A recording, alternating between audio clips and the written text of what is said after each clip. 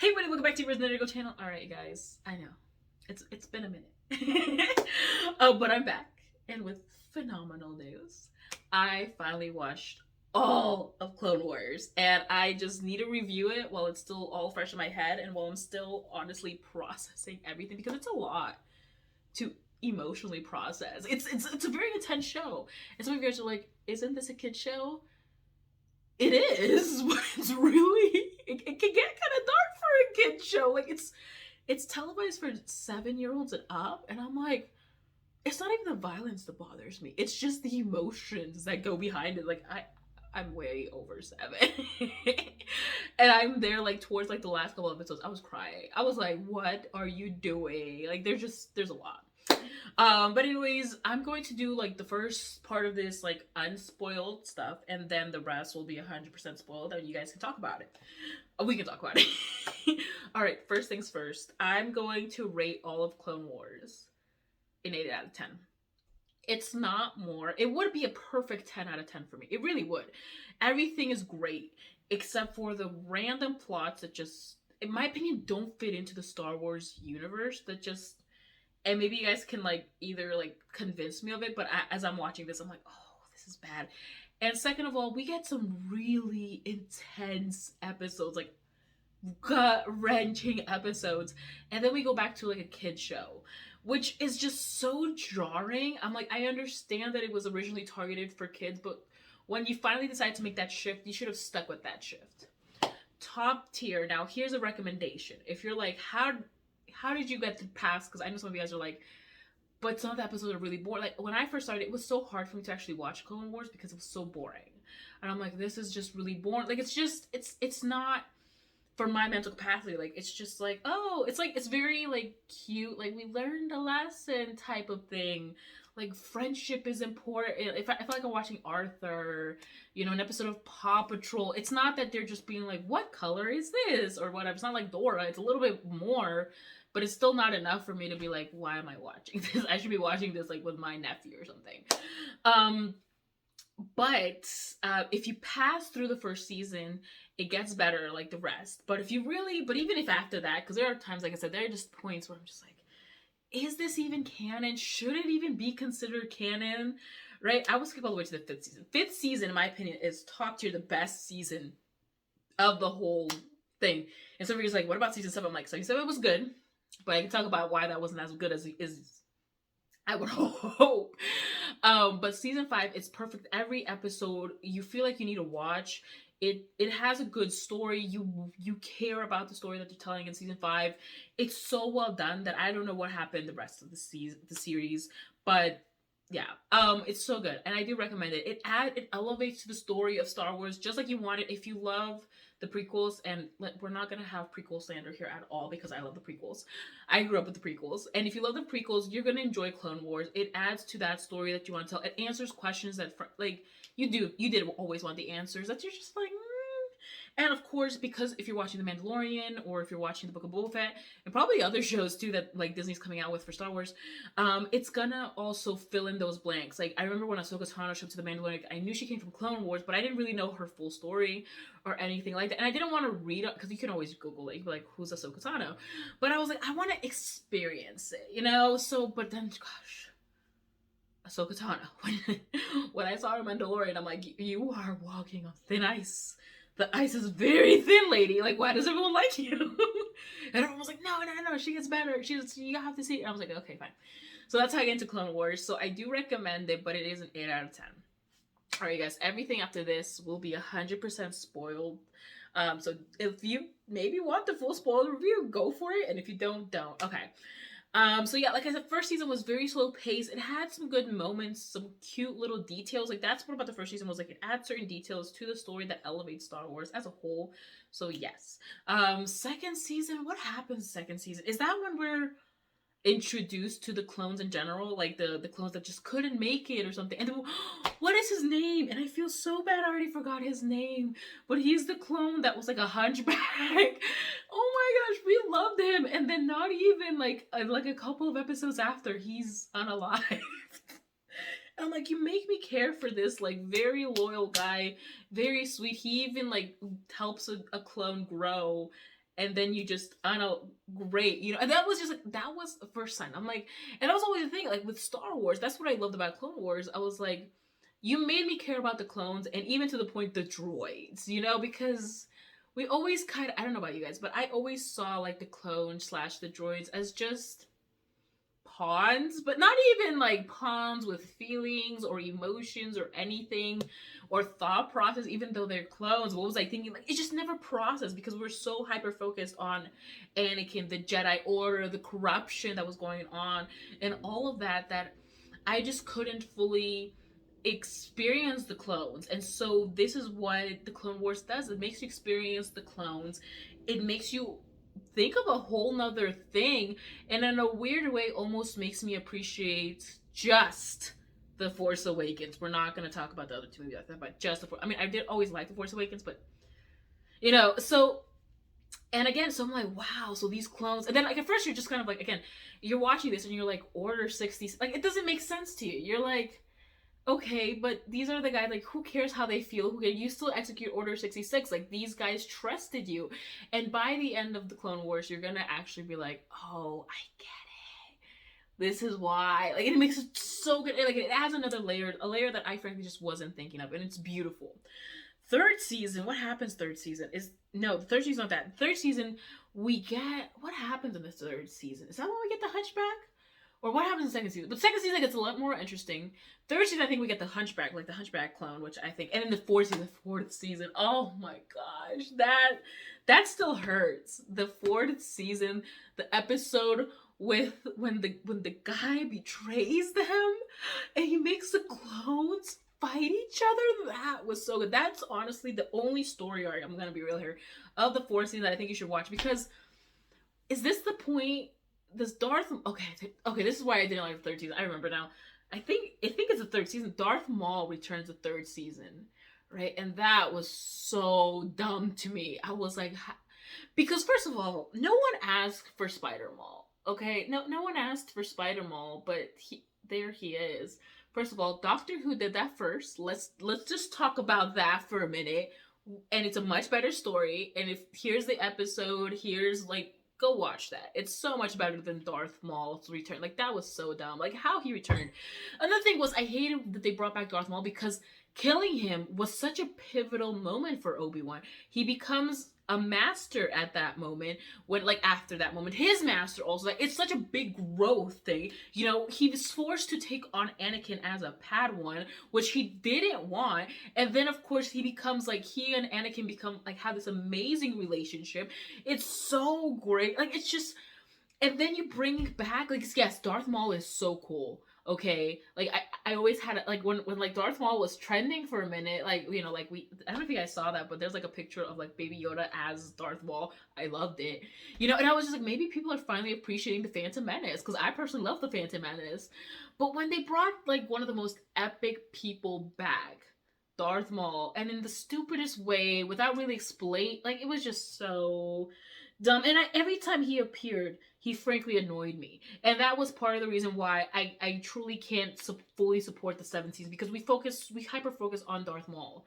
I really think we should have kept, I even forgot her name, because they literally like just kill her, like not kill her, but they take away her importance so fast. And so you may argue, oh, well, they had to, because then how are they going to explain her? How are they going to explain to her about, like, in the other, like, 3 other movies? I'm like, hello, Darth Maul was not explained at all in the prequels after he was unalived at Phantom Menace. But Ventress, you know, she had, like, you know, she could have been the epic baddie. Like, she could have been the Darth Maul. They could have just grown her character. That's what they should have done. I would have just kept Ventress, and as cool as Darth Maul is, okay, that was option 1. Option 2, they could have gone.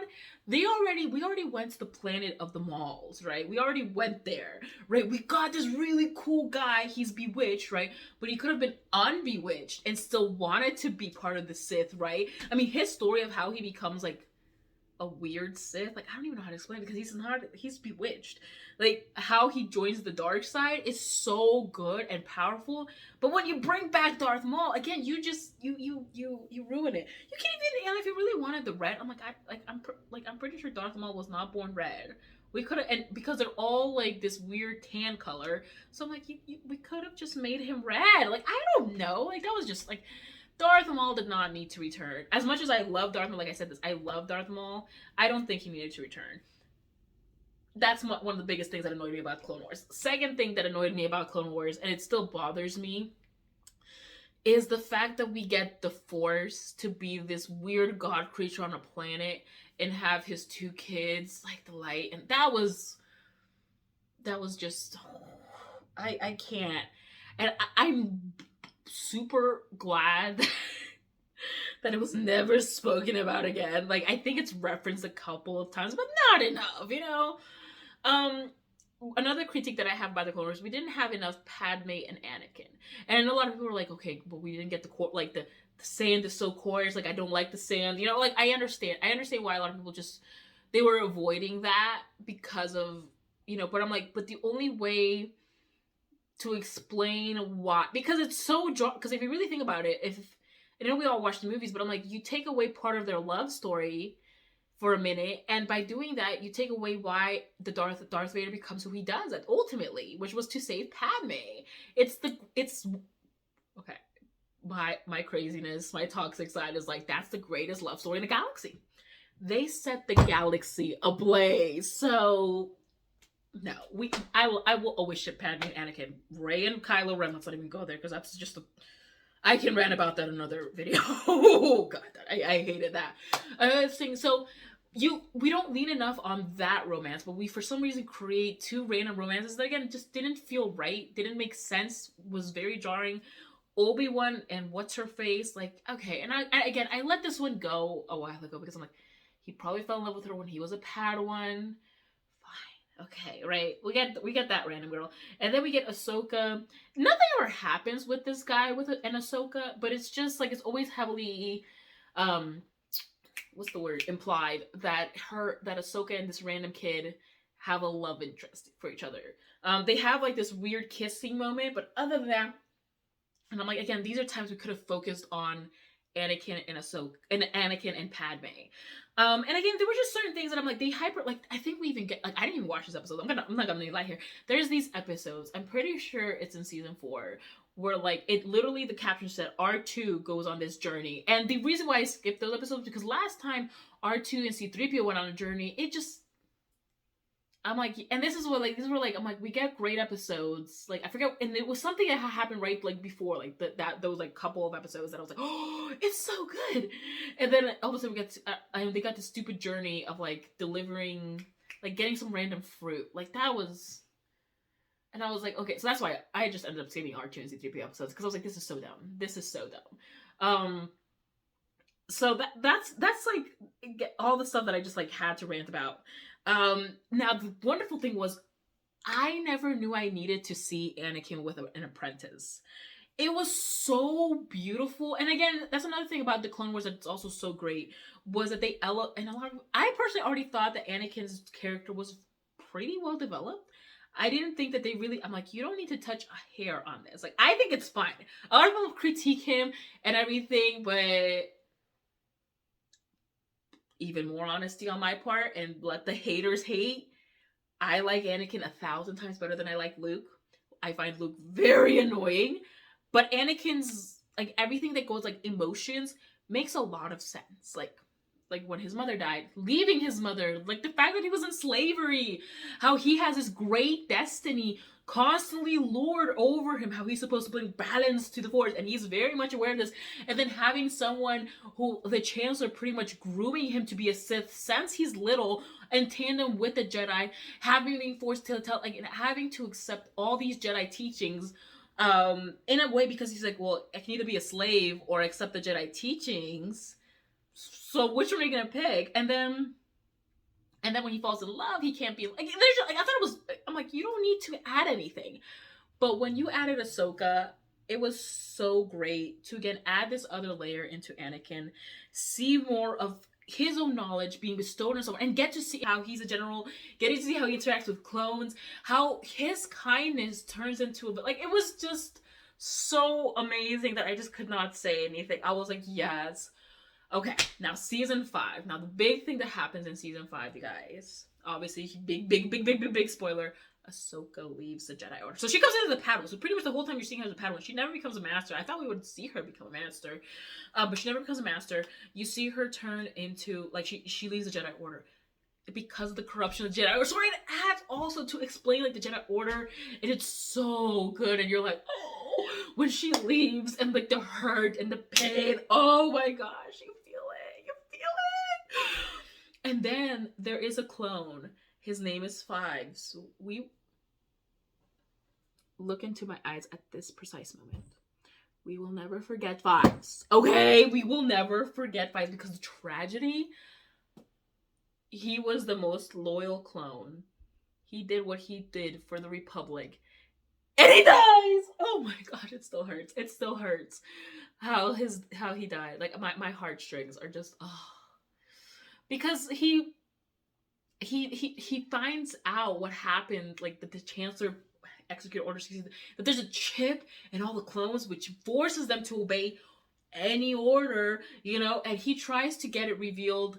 But okay, so that's also, like, as much as I love that plot, I think it's amazing, it's also like, but wouldn't the Jedi be a little bit more clever in trying to figure out like what's going on with the clones? Should they trust, like, at that point, shouldn't they be like, should we still be using the clones? Like, is this a good idea?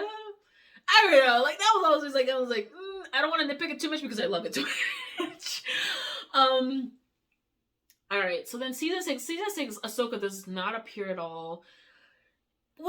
It was a good, but so the season 6 was actually, like, turned out to be the final season, for the longest time. So it didn't have, like, this, like, wrap up of things. We're heading towards the point at this point where Anakin becomes Darth Vader, and I didn't see enough of a push for him to get there, which is why season 6 is good. But I forgot to also, the big thing about season 6, I remember, I think that's when Yoda finds out about Qui-Gon and how, so, like, that was really cool. But also, I don't know how to feel about, like, those the faceless girls or something.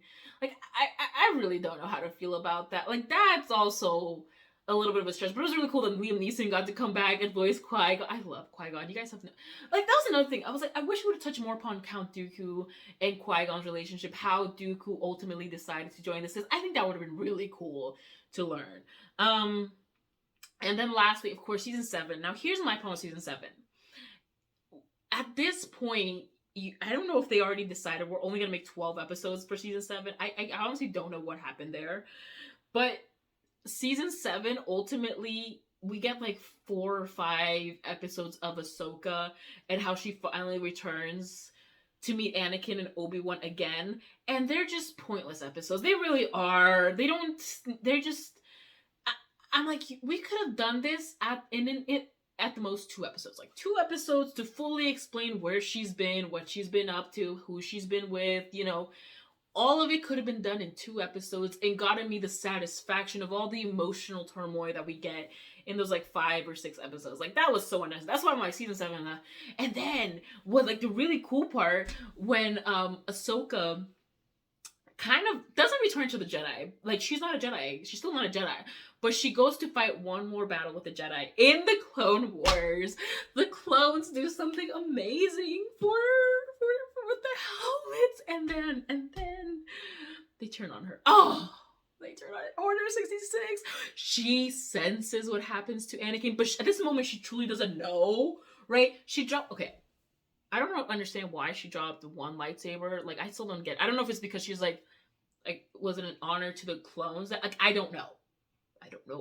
But when Darth Vader sees Ahsoka's lightsaber, and he's still like, so good. Like, the imagery, like, especially those, what is it? I think it's episode 9 through 12. Like, that's like they call it part 1. Like, there's like, this is like the ending of it all. Those episodes are a imagery masterpiece.